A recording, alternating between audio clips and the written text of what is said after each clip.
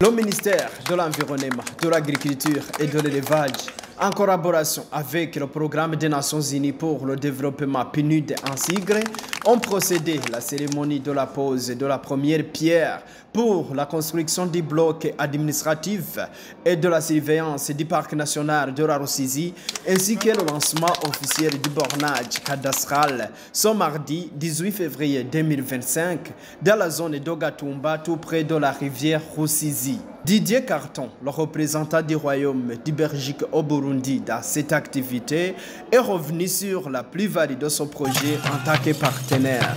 La Belgique est un partenaire vraiment stable, fiable pour le Burundi. On travaille en toute amitié avec votre pays.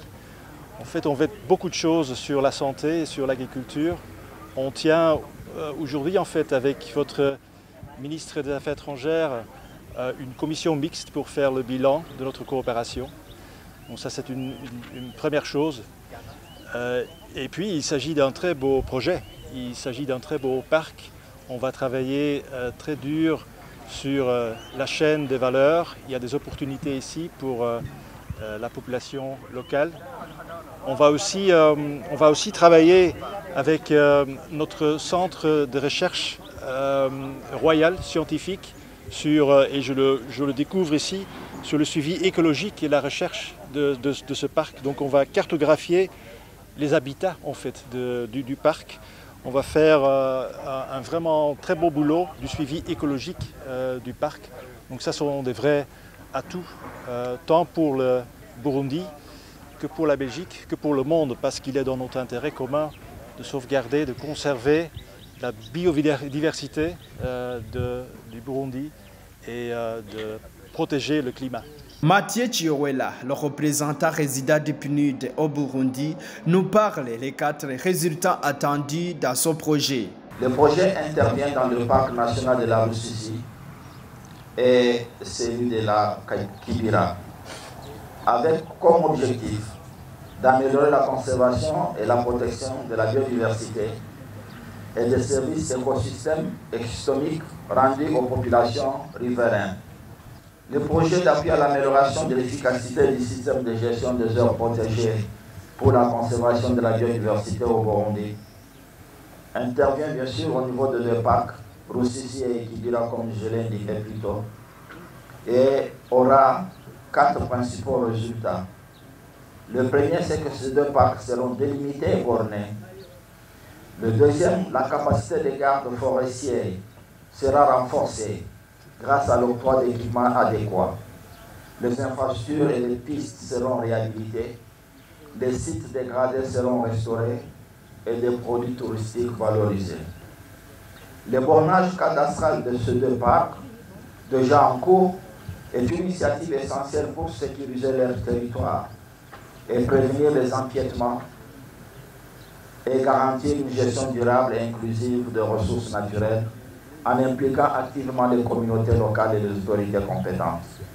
Dans son discours, Emmanuel Ndoriman, le secrétaire permanent du ministère de l'Environnement, de l'Agriculture et de l'Élevage, salue le travail fait par les partenaires dans son projet. Le parc national de la Rusizi est un patrimoine naturel et urbain unique pour le Burundi. Sa localisation au bord de la ville de Bujumbura, sa proximité avec les autres grandes agglomérations nationales et sous-régionales et la présence sur le bain du nord de la Tanganyika singularise ce parc. Il est également reconnu pour son extraordinaire diversité de flore et de faune, incluant des espèces rares, menacées et endémiques. Les récentes inondations ont détruit les infrastructures du parc, perturbé les habitants, la faune et la flore. À tous ces impacts s'ajoute la pression anthropique exercée sur le parc par les riverains. Ça donne au braconnage et à l'accaparement illégal des terres à l'intérieur du parc. C'est une occasion pour le gouvernement du Burundi de réitérer encore une fois sa demande d'appui, car les besoins sont énormes pour garantir une protection adéquate de la biodiversité.